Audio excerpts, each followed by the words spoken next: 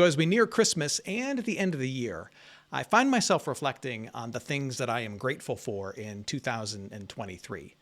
And the list is long, and it's filled with both professional things and personal things.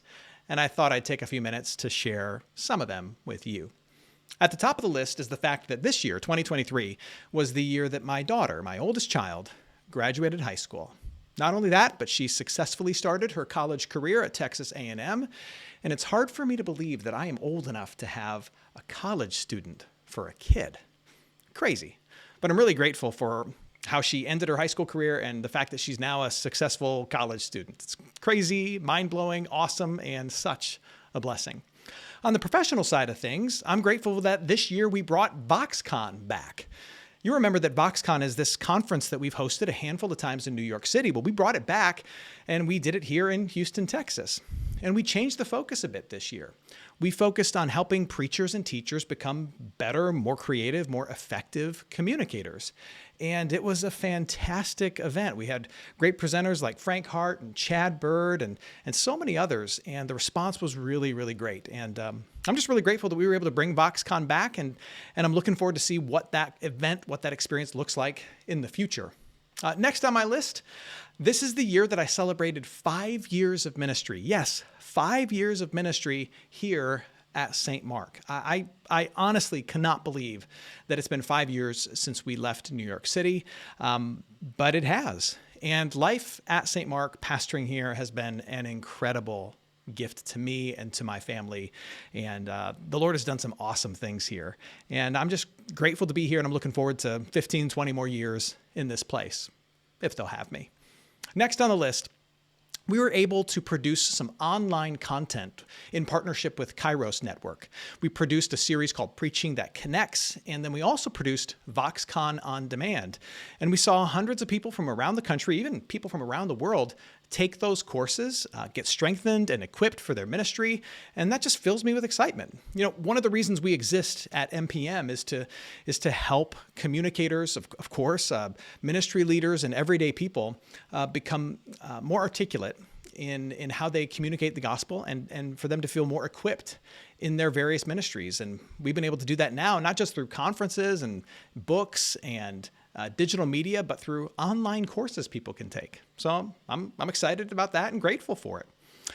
In that same vein, we were able to work with a publishing house called 1517, and we were able to help them produce some Advent resources that are out right now.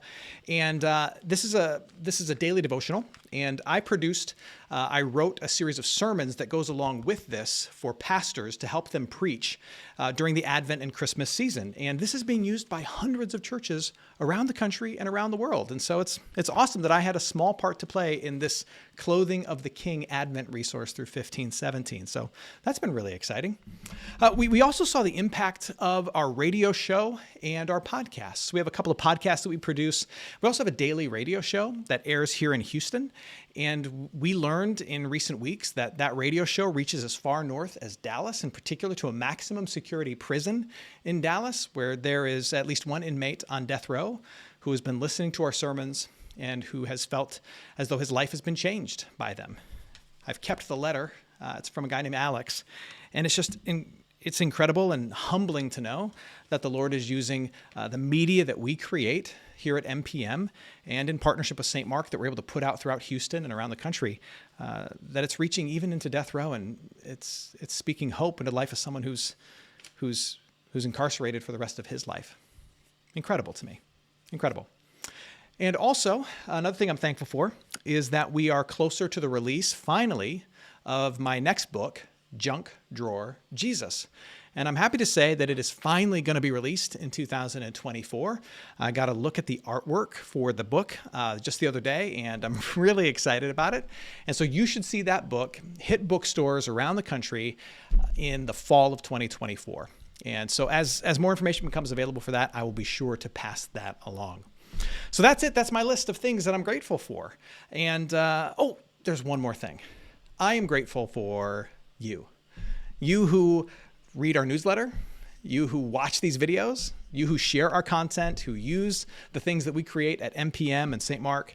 I'm incredibly thankful for you. not only because you utilize the resources that we put out, but because you support us. You pray for this ministry, you give your gifts, your financial gifts to this ministry, and you make it all possible.